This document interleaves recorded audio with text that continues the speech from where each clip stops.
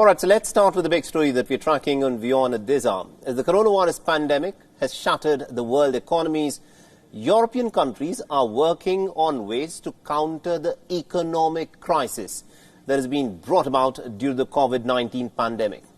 The largest economies in Europe, such as Germany and France, have now proposed a $545 billion recovery fund that would offer grants to European Union regions and sectors that have been hit hard by the coronavirus pandemic. The fund will also boost the efforts to create a coordinated European fiscal response to the coronavirus pandemic. The funds will be raised by the European Commission through borrowing in capital markets. The fund will be an additional top-up to the 2021 to 2027 EU budget. The grants will be paid back over a long period of time, and Germany would shoulder as much as about 27% of the funds. But there will be some conditions attached to these grants from the recovery fund. The grants will be based on a clear commitment from member nations to follow sound economic policies and also an ambitious reform agenda. The European Commission is to present its own proposal for a recovery fund linked to EU's next long-term budget on the 27th of May. But this proposal could face some stiff opposition from some of the frugal northern nations of the 27-nation bloc, such as Netherlands, Finland and Austria.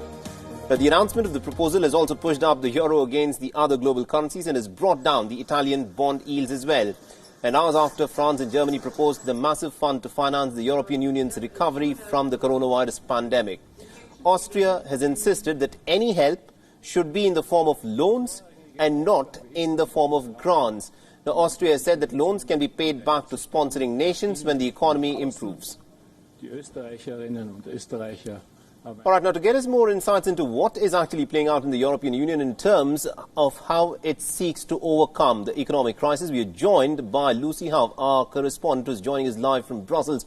Now, good morning to you, Lucy, and let me begin by asking you this. This is a fund that's been proposed by France and Germany. How likely that it will find acceptance in the EU bloc?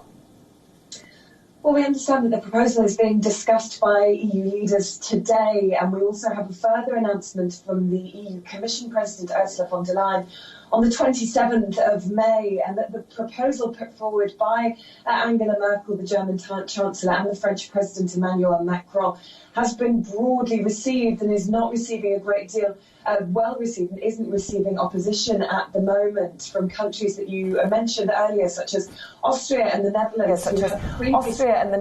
Who had previously opposed the idea of mutualised debt. So this is a really significant announcement. Whilst it isn't a huge amount of money in terms of EU budget terms of 500 billion, it is the first time that France has accepted the idea of a joint debt mechanism, and that it wouldn't be issued to particular countries such as Greece in the past, or in this case Italy and Spain, whose economies have been hammered by the coronavirus pandemic. So it is being described here as a really good bit of European policy making, one that is likely to get the support of those countries in the south of the bloc who have been calling for the issuance of grants, not loans, which would pile debt on countries that are already heavily indebted, and rather that this is expenditure coming from a centralised EU level.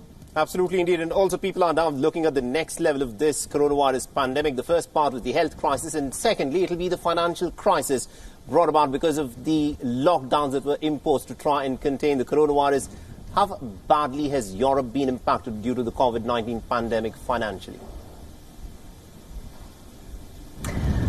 Well, the forecast that we had a couple of weeks ago from the European Commission is dire. We're seeing, countries losing as much as 9% of their GDP, particularly countries in the south of the bloc like Italy, Spain and Greece. Those economies heavily dependent on tourism in particular, which, whilst there may be some steps towards the resumption of some normal travel over the coming weeks, it's going to be nothing like what it would have looked like in 2019 and 2018. So those economies are very much going to contract. Even more robust economies such as Germany are predicted to see a 6.5% contraction of their GDP in 2020, although there is predicted to be a recovery in 2021. So across the board, really, we are going to see European economies hit hugely hard by this, particularly the 19 countries in the Eurozone. So yes, this is going to hit hard, but this 500 billion rescue package comes in addition to what's already been announced. So there has been significant steps by the European Commission to address the economic damage. Absolutely, and also considering the fact that, in the aftermath of the coronavirus pandemic, first it broke out in China and then it shifted its focus to Europe, and within Europe it was in Italy.